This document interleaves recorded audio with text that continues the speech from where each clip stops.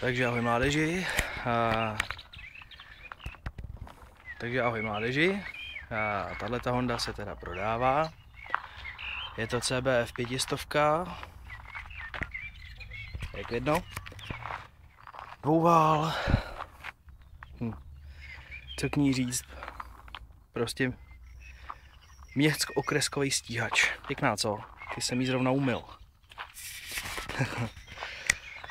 No, gumy vepředu.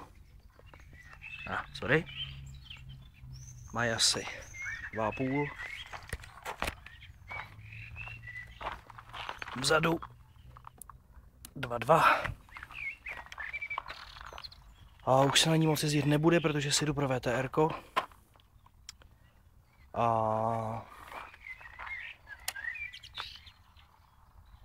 jak vidno, je to tohle 39 219, ještě asi trochu přibyde, ale už ne moc, nejspíš to bude po 40 už natrvalo.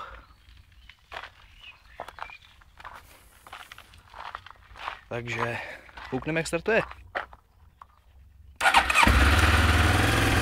Zastudená, jak vidíte.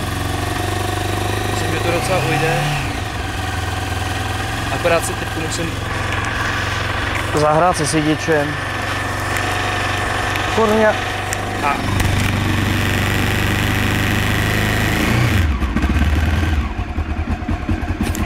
Tak, sidiče venku.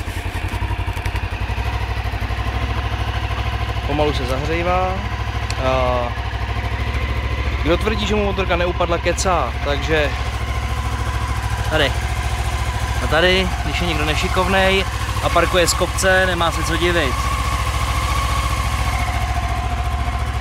Lekce, na kterou taky nezapomenu. Jinak, co se týče světel,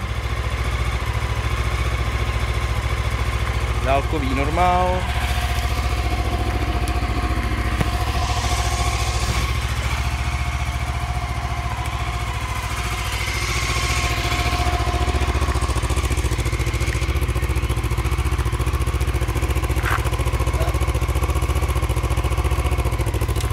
Dobrota.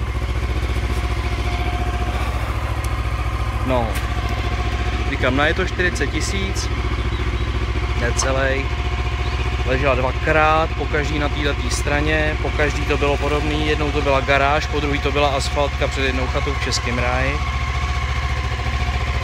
A letos na jaře to dostalo docela velký servis, měnily se brzdové destičky, měnila se brzdová kapalina, nastavovaly se brzdy, měnil se samozřejmě volejový filtr, vzduchový filtr a palivový filtr. A je k prodeji. Takže případní zájemci můžou vyjádřit svůj zájem, takže mi napíšou buď to tady do odpovědí, nebo na motorkářích. Lítá fakt v pohodě, nevím, co by se k tomu dalo dál říct. Prostě půl litr. Honda, nezničitelný stroj. Dokud se o to člověk stará, tak to prostě jede. Nikdy mě nenechal ve štychu, kromě jednou, a to jsem byl debil, protože jsem si prostě nenabral palivo. Taky zkušenost. Spotřeba tak těch 5 až 7, podle toho, jak se za to tahá.